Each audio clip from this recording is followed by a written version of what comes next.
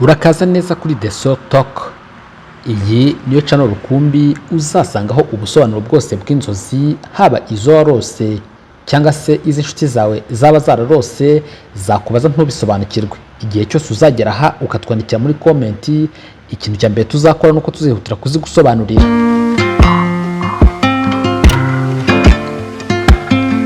Nkuko nabikubwiye, aha ni waba gusobanura bw'inzozi. Uyu munsi tugiye kugaruka ku nzozi abakunzi bacu badusabye ko twazabasobanurira. Ni inzozi zikubiyemo ibintu byinshi bitandukanye.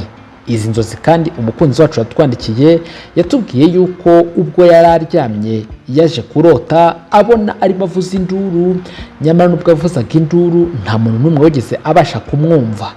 Ibi bifite icyo bisobanuye. Nawe ujya urota izi nzozi cyangwa se uba ufite rimwe na rimwe uko warose ibintu bijya kumera gutya? Mbese haba hari inzozi warose ntubashe kuzisobanukirwa? Uyu munsi ushobora kuzisobanukirwa. Nkwibutse ko iyi ni channel yitwa The Soul Talk, cyangwa se roho iravuga, cyangwa se kuvugana na roho yawe.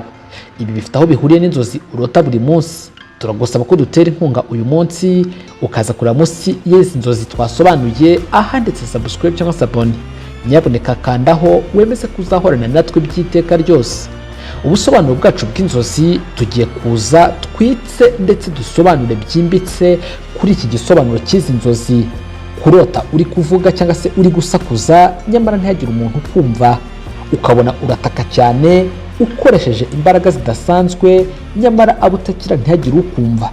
Ibi bifite ikintu bisobanuye ndetse birakomeye cyane. Ubu ni ubusobanuro bw'inzozi. Iki ni igice tugezeho. Abadukunda bagiye batwandikira, ariko kandi kuko nabigusezeranije tuzagenda dusobanura umunsi ku munsi inzozi abakunzi bacu badusabye ko twasobanura, ariko kandi tunyuzamo tubasobanurira izindi nzozi ubu utarabona cyangwa se warabonye, cyangwa hari inshuti yawe yakubwiye ko yazibonye ariko ntizisobanukirwe. Icyakora kugira ngo ushimangire kuzahorana natwe, ushobora kuba uyu munsi watwandikira kuri WhatsApp yacu kugira ngo ubutaha uzajye urota inzozi maze uhite ubitubaza tubigusubize mu buryo bw'ako kanya. Uretse ibyo kandi biza bidufasha kuganira umunsi ku munsi. Andika iyi nimero ni 0788 39 39 aha niho uzandika maze tukazatuganira ku busobanuro bw'inzozi butandukanye. Ubusobanuro bwacu bw'inzozi kuri uyu munsi nk'uko nabikubwiye, tugiye kwibanda ku kurota ijwi ryawe uri kurivuga cyangwa se uri gusakuza nyamara ijwi ukumva ntago riri gusohoka. Ibi bintu hari impamvu eshanu tuza gushingiraho dusobanura izi nzozi. Icya mbere turahera ku buryo buri biblique cyangwa se icyo Bibiliya ibivugaho ndetse n'icyo byaba bihuriyeho no kurota izi nzozi. Kurota si ibintu bipfa kwizana, kuko ugendeye ku cyo Bibiliya ivuga yuko umuntu urota inzozi, icya mbere hari igihe Imana iba ishaka kugira icyo ikubwira, nk'uko byanditswe mu ijambo ry'Imana bikavuga yuko mu gihe cy'imperuka abasaza n'abakecuru bazarota maze abasore n'abakobwa bagahanura. Ni ukuvuga ngo rero niba urose inzozi ziba zifite ikintu zisobanuye ku buzima bwawe. Mbese bisobanuye iki kurota uvuga nyamara ijwi ntirisohoke? Abahanga bavuga yuko izi nzozi turota zifitanye isano n'ubuzima tubamo umunsi ku munsi. Ubwo aho ni mu buryo bwa kabiri bwo kugusobanurira izi nzozi. Reka rero dutangire n'uburyo bwa mbere. Iyo uryamye maze ukaza kurota wumva uri gusakuza, uri kuvuga cyane, uri gusaba yuko abantu bakumva ariko ntibakumve, ibi bisobanuye yuko hari ikibazo uri gucamo mu buzima bwawe cyangwa se ikigeragezo. Nakubwiye ko uburyo bwa mbere dusobanura ari uburyo buri biblique cyangwa se icyo Bibiliya ibivugaho. Ni ukuvuga ko hari ikibazo gikomeye, hari ikigeragezo uri gucamo nyamara uri gutakira abantu, aba bantu ntabwo bari kubasha kukumva.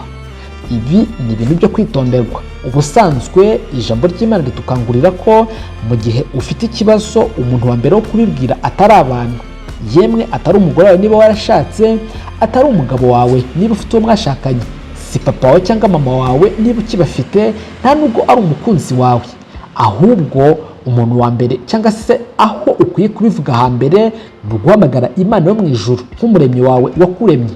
Iki gihe rero niba uri kurota ukabona uri gusakuza ijwi ntirigende nyamara akaba nta kigeragezo ufite, menya yuko hari ikigeragezo kigiye kukuzaho kandi gikomeye.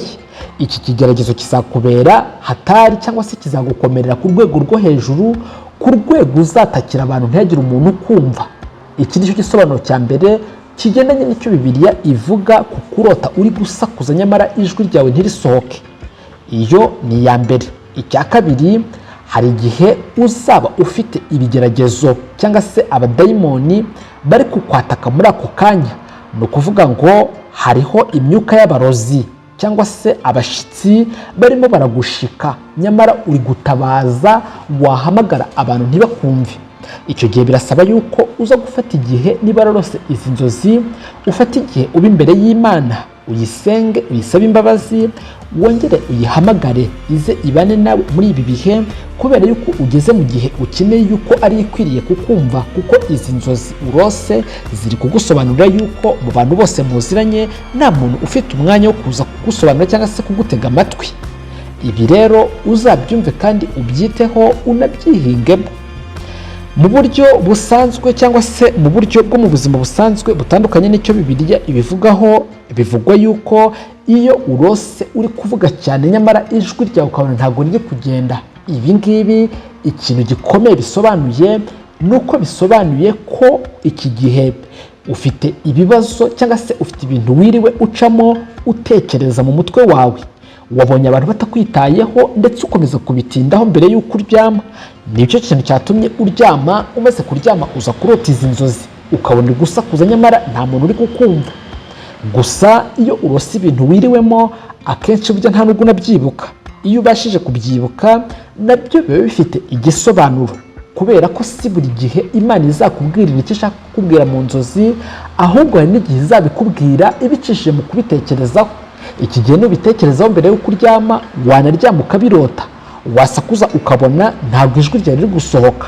Icyo gihe uzaba ufite ibibazo bikomeye ndetse bikugarije muri ubu buzima. Icyo uzaba usabwa gukora rero ni ukuba imbere y'Imana, ukitoza gusenga, ukitoza gukora ibikwiriye, ukitoza wowe ubwawe kubaho ubuzima bukwiriye, kuko ibi nibyo bizagufasha kuba warenga ibi bibazo ugiye guhura nabyo. Ubu ni ubusobanuro bw'inzozi nk'uko abakunzi bacu babitwandikiye. Niba nawe ufite inzozi warose ariko ntuzisobanukirwe, ndagusaba ko twandikira muri comment. Nyaboneka udutere inkunga kugira ngo n'ejo nugaruka uzasange twasobanuye izindi. Icya kabiri, nakubwiye ngo kugira ngo tujye tuganira, andika iyi nimero maze utwandikire kuri WhatsApp, tujye tuganira uko urose inzozi, utubwiye tugufashe kuzigusobanurira. Ni 078 undi 8 nanone 393971. Ariko niba utari mu Rwanda ukaba ushaka kutwandikira, ubwo uraza kongeraho kode y'igihugu cy'u Rwanda, ni uguteranya akamenyetso ko guteranya 250, ubwo ugatukomeza 788 nimukomeze mugire amahoro ya Nyagasani.